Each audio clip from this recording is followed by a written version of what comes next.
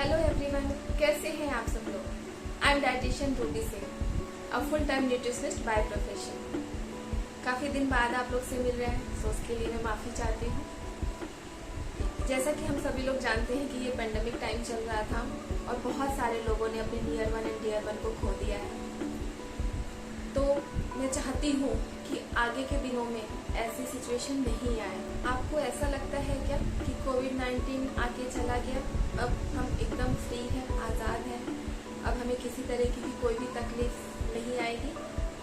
बहुत अच्छी बात है कि अगर हम लोग को फिर इस तरीके की सिचुएशन को फेस नहीं करना पड़े, but prevention is better than cure. तो मैं यही चाहती हूँ कि ऐसे हालात फिर से उत्पन्न नहीं हो। इसके लिए हमें पहले से ही बहुत ज़्यादा जागरूक रहना पड़ेगा, अवेयर रहना पड़ेगा। क्योंकि अगर हम समझते हैं कि बस ये होके चला गया, तो ऐसा नहीं है।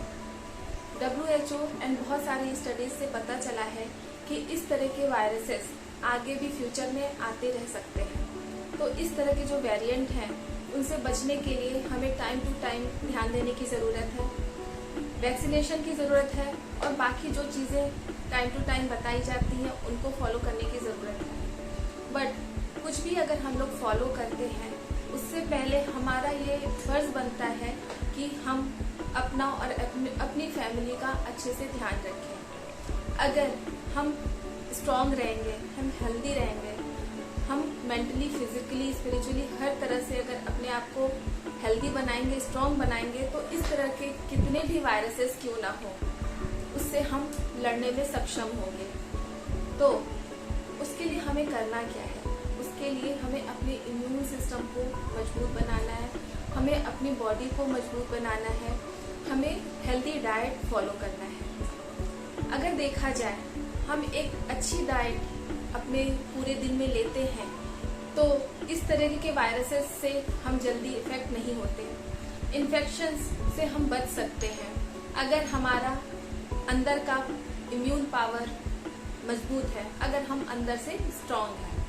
तो इसके लिए हमें क्या करना है? जस्ट छोटी छोटी बातों को ध्यान में रखना है और हम इस तरीके के बहुत सारी बीमारियों से बच सकते हैं, लड़ सकते हैं और जीत भी सकते हैं। तो सबसे पहले हम लोग स्टार्ट करते हैं अपनी डाइट से कि हमें अपनी डाइट क्या लेनी चाहिए। एक्चुअली ऐसा देखा गया है कि हम लोग जब कुछ इस तरीके की चीज़ें आती हैं, तो हम लोग बहुत ज़्यादा एकदम कॉन्शियस हो जाते हैं कि हमें ये खाना चाहिए, हमें ऐसे रहना चाहिए, हमें दुनिया भर की चीज़ें हमें याद आने लगती है और हम वो चीज़ें फॉलो करने लगते हैं। बट धीरे धीरे वही चीज़ें हम लोग भूलते चले जाते हैं और फिर से हम लोग एकदम नॉर्मल से भी नीचे आ जाते हैं। तो हमको अवेयर रहने की ज़रूरत है। हमें डेली जो हम लोग खाते हैं उस पर विशेष रूप से ध्यान देने की ज़रूरत है। WHO ने बताया है कि जो हमारा सॉल्ट इनटेक है वो कितना होना चाहिए।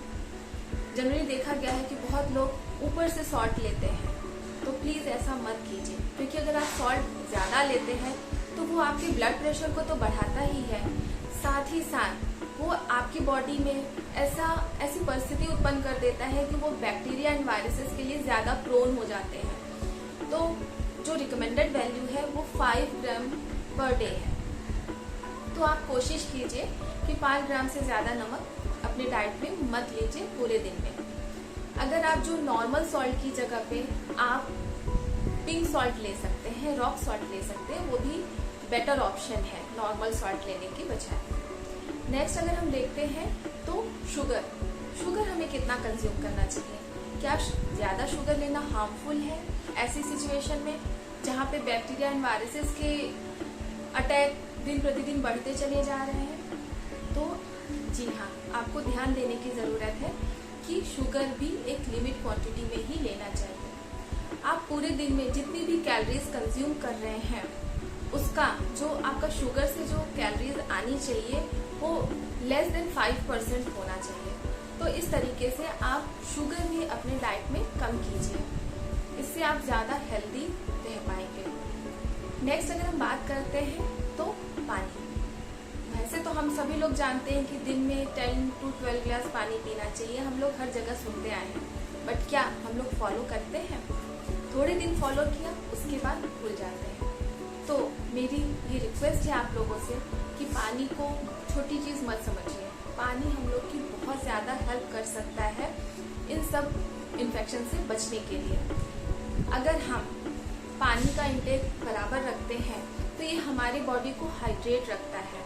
हाइड्रेट रहने से हम जो भी इन्फेक्शन है उससे बच सकते हैं। साथ ही अगर आप पानी टाइम टू टाइम पीते रहते हैं तो ये आपके ब्लड प्रेशर को भी कंट्रोल में रखता है। आप लो ब्लड प्रेशर के शिकार नहीं होते हैं। इसके अलावा अगर देखा जाए तो पानी अगर आप अच्छे से पीते हैं तो ये हमारे पूरे सिस्टम को अच्छा रखता है, हमारी किडनी को अच्छा रखता है। साथ ही साथ ये हमारे जो बॉडी का टेम्परेचर है उसको बहुत ही अच्छे से रेगुलेट करता है। तो इस तरीके से आप देखते हैं कि पानी अगर आप पीते हैं तो हर तरीके से ये आपके लिए बेनिफिशियल है। बहुत ज़्यादा पानी भी नहीं पीना है कि आप ज़रूरत से ज़्यादा पानी पिए और उसका फिर आपके ऊपर गलत इफेक्ट पड़े। क्योंकि अगर आपका वेट 30 kg है तो 1 लीटर पानी, इस हिसाब से आप कैलकुलेट करके पानी पी सकते हैं। तो इस तरीके से देखा जाए तो 2 to 3 लीटर्स पानी तो आपको पर डे लेना चाहिए। अगर आपका 30 kg है तो 1 लीटर, 60 है तो 2 लीटर्स। तो इस तरीके से आप अपने पानी को मैनेज कर सकते हैं। साथ ही साथ ये बॉडी टू बॉडी डिपेंड करती है। कभी कभी किसी को ज़्यादा पानी की ज़रूरत होती है और किसी को कम पानी की ज़रूरत होती है, तो वो आप अपनी बॉडी के अकॉर्डिंगली चेक कर सकते हैं। इसके अलावा अगर आप ल्यूक वार्म वाटर लेते हैं तो आप थ्रोट इन्फेक्शन से बच सकते हैं। साथ ही साथ ये हमारी बॉडी को क्लीन भी करता है बहुत ही अच्छी तरीके से। ये हमारी बॉडी के टॉक्सिन्स को बाहर निकालता है।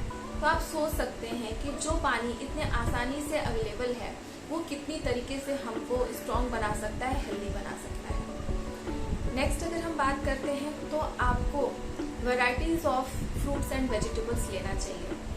अलग अलग कलर के फ्रूट्स आपको अपने डाइट में शामिल करना चाहिए। अगर आप अलग अलग फ्रूट्स अपने डाइट में शामिल करते हैं तो उससे डिफरेंट टाइप्स के आपको मिनरल्स एंड विटामिन्स मिलते हैं, जिसकी वजह से आप अंदर से हेल्दी और स्ट्रॉन्ग बनते हैं।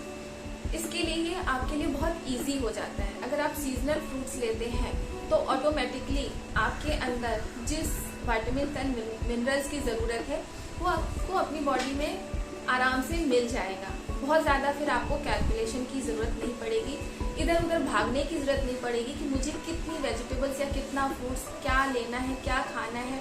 जो अलग अलग थॉट्स आपके मन में आते हैं कि क्या करें, क्या ना करें, क्या खाएं, क्या ना खाएं, तो सिंपल सी चीज़ें आपको फॉलो करनी है कि जस्ट जो आपके मार्केट में इजीली अवेलेबल है फ्रूट्स, उसको जाके आप ले आएँ और कोशिश कीजिए कि पूरे दिन में अलग अलग कलर के फ्रूट्स का यूज़ करें, तो उससे आपको अच्छे से सारे मिनरल्स एंड विटामिन्स मिलेंगे। दूसरी चीज़ें जो आपको ध्यान देने की ज़रूरत है वो है मोटा अनाज।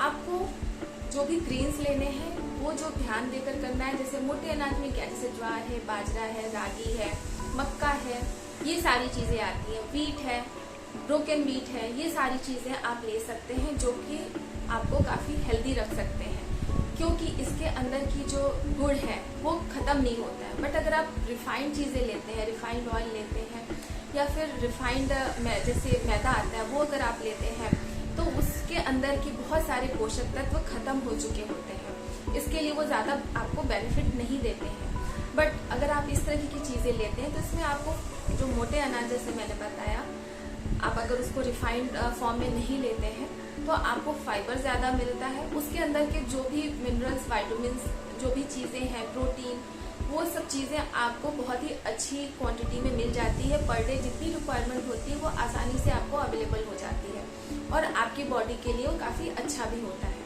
तो इस तरीके से आपको ये भी चीज़ें ध्यान देना है कि आपको रिफाइंड चीज़ों से दूरी बना के रखना है। अभी अगर हम बात करते हैं तो फैट्स एंड ऑयल्स की बात करते हैं कि ये हमें कैसे लेना है, क्या करना है। तो इसमें भी आपको सिंपल सा रूल ध्यान रखना है कि रिफाइंड आप मत लीजिए। रिफाइंड ऑयल बहुत ज़्यादा अच्छा नहीं होता है। आप ऑयल को बदल के लीजिए और जो आपका प्योर ऑयल है उसको लेने की कोशिश कीजिए। आपके एरिया में जिस चीज़ का उत्पादन ज़्यादा होता है उस तरह के ऑयल को लेने को आप कोशिश कीजिए। जैसे कि आप मस्टर्ड ऑयल ले सकते हैं, इसके अलावा आप इस तरीके जैसे कोकोनट ऑयल है वो आप ले सकते हैं, कनोला ऑयल आप ले सकते हैं। तो इस तरीके से ऑलिव ऑयल, ये सारी चीज़ें आप ले सकते हैं जो कि आपके लिए अच्छा रहेगा। आपको अगर आप जो ट्रांस फैट लेते हैं या जो बहुत ज़्यादा ऑयली चीज़ें, फ्राइड आइटम्स लेते हैं, वो आपको अवॉइड करना चाहिए। ट्रांस फैट हमारी बॉडी में जा कर के, ऑर्गन्स में जा कर के इकट्ठा हो जाता है। हमारे जो हमारे अंदर वेन्स होते हैं उनमें जा कर के ब्लॉकेज पैदा करता है। तो इसलिए हमको इन सब चीज़ों को थोड़ा अवॉइड करना चाहिए। साथ ही साथ आपको ये भी ध्यान देने की ज़रूरत है कि किस तरीके की चीज़ों को अपने डाइट में ज़्यादा शामिल करें जिससे आप इन बैक्टीरिया एंड वायरसेस से बच सकते हैं। उसके लिए आप क्या कर सकते हैं, आप अपने डाइट में सिट्रस फ्रूट ज़्यादा शामिल करना है क्योंकि इसमें विटामिन सी होता है जो कि आपके इम्यूनिटी को स्ट्रॉन्ग करता है। साथ ही आप अपने डाइट में ड्राई फ्रूट्स ले सकते हैं, जैसे आलमंड्स है, वॉलनट है, ये सारी चीज़ें आप अपने डाइट में इंक्लूड कीजिए। इसमें विटामिन ई काफ़ी अच्छी मात्रा में होता है जो कि बैक्टीरिया एंड वायरसेस से फाइट करने की ताकत आपको देता है।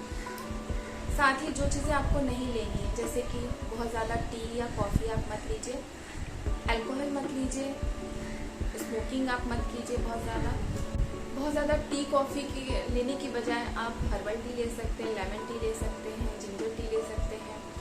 अगर आप जिंजर वाटर लेते हैं तो ये आपके डाइजेशन के लिए भी काफ़ी अच्छा होता है। साथ ही आपके थ्रोट इन्फेक्शन को भी अच्छा करता है। इसी तरीके से आप टर्मरिक वाटर ले सकते हैं। टर्मरिक वाटर क्या करता है, आपके जो भी इम्यूनिटी को है वो स्ट्रॉन्ग करता है। आप खुद ही समझते हैं कि टर्मरिक हम लोग पुराने टाइम से यूज़ करते आ रहे हैं, तो ये जो भी है बैक्टीरिया एंड वायरसेस को किल करने का भी काम करता है। इसके अतिरिक्त आप गार्लिक ले सकते हैं। कोई भी स्पाइसेस या हर्ब्स हैं उसको बहुत ज़्यादा क्वांटिटी में आप यूज़ मत कीजिए, अदरवाइज आपके पेट में जलन हो सकता है। तो इसके लिए आप कोई भी चीज़ ले रहे हैं उसको बैलेंस फॉर्म में लीजिए। जैसे कि अगर आप बहुत ज़्यादा आपने जिंजर टी ले लिया है या इस टाइप का चीज़ आपने लिया, अगर आपको थ्रोट इन्फेक्शन हो गया तो साथ ही साथ में आप धनिया वाटर या फिर आप सौंफ का पानी वो भी ले सकते हैं या सौंफ को उबाल के ले सकते हैं, तो ये थोड़ा ठंडा होगा आपके लिए। इसी तरीके से आप रात में धनिया और जीरा रात में सोख करके रख दीजिए और सुबह उसका पानी पी सकते हैं। तो इस तरीके से छोटी छोटी चीज़ों को अगर आप ध्यान में रखते हैं, और ये बहुत बड़ी चीज़ नहीं है, ये सब चीज़ करने में बहुत ज़्यादा टाइम नहीं लगता है, और इस तरीके से अगर आप इसको डेली करते हैं तो आप इन्फेक्शन से बच सकते हैं। आपको जो एक और बात पे ध्यान देना है वो ये है कि आपको विटामिन डी के लेवल पे भी ध्यान रखना है। आपका विटामिन डी का लेवल एकदम परफेक्ट होना चाहिए, 30 से नीचे तो बिल्कुल भी नहीं होना चाहिए। कोशिश कीजिए कि उसका जो वैल्यू है वो 30 से ऊपर ही आए, 30 उसकी मार्जिन रेंज है। विटामिन डी के लिए आप धूप में बैठ सकते हैं, सनबेदिंग कर सकते हैं। साथ ही साथ आप विटामिन डी रिच फूड आप अपने डाइट में शामिल कीजिए। अगर आपका विटामिन डी का लेवल सही नहीं हो पा रहा है तो आप विटामिन डी के सप्लीमेंट के लिए भी जा सकते हैं। तो इस तरीके से आप अपने विटामिन डी के लेवल को टाइम टू टाइम चेक करते रहिए। विटामिन B12 आपका सही है कि नहीं वो भी ध्यान देते रहिए। छोटी छोटी चीज़ें आप ध्यान में रखिए, जैसे कि अगर आप बाहर जा रहे हैं तो मास्क पहनिए, हाथों को सैनिटाइज करते रहिए। इसके अलावा घर से निकलने से पहले दोनों नॉस्ट्रिल्स में आप थोड़ा सा कोकोनट ऑयल या कोई भी ऑयल अपने नॉस्ट्रिल्स में लगाइए। ऊपर से आप नोज़ को क्लीन कर सकते हैं, बट अगर अंदर तक आपका ऑयल लग गया है तो बैक्टीरिया एंड वायरसेस जो है आपके नोज़ के थ्रू आपकी बॉडी में नहीं जा पाएंगे। तो इस तरीके से देखा जाए तो आप अपने आप को और अपनी फैमिली को सेफ रख सकते हैं। तो बस ये मेरी एक छोटी सी कोशिश है कि आप लोग स्वस्थ रहें, हेल्दी रहें और अपना ध्यान रखें, अपनी फैमिली का ध्यान रखें, और जो सिचुएशन हम लोगों ने लास्ट 2 इयर्स में फेस की है वो उस चीज़ों से हम लोग आगे के दिनों में बच पाएँ। आई होप कि आपको ये वीडियो पसंद आई होगी। फिर से हम नए वीडियो में आपके साथ मिलेंगे, तब तक के लिए बाय, टेक केयर।